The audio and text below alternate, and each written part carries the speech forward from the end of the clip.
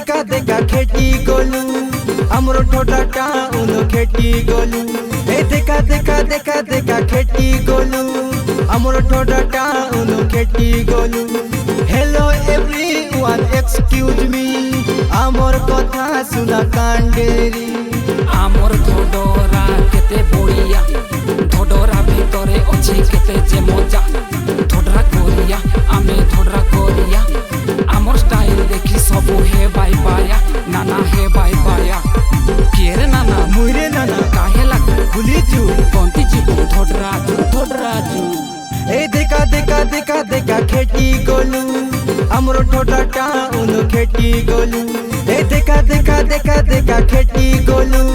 हमरो ठोडा टाउन खेटी गोलू।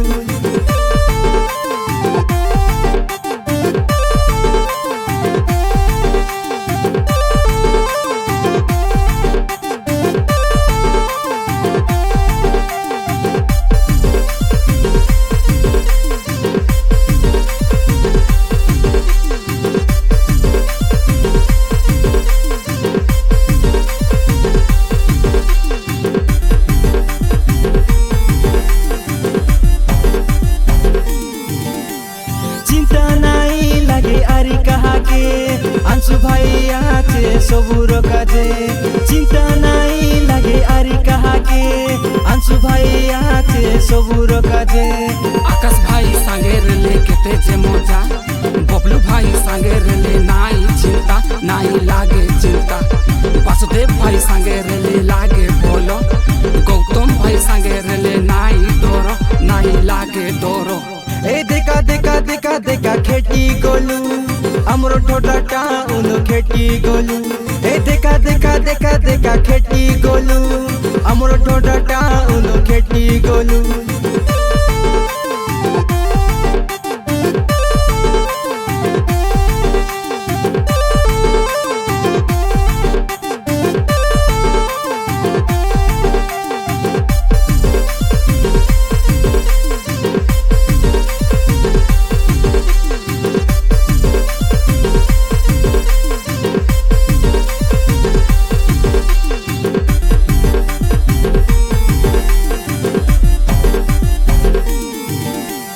सबु लोकर आमे दिल का राजा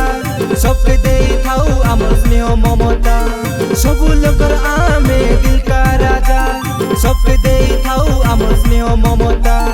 धोडरा कोरिया आमे धोडरा कोरिया सबु लोकर काजे आमर दिलटा खोला नाना दिलटा खोला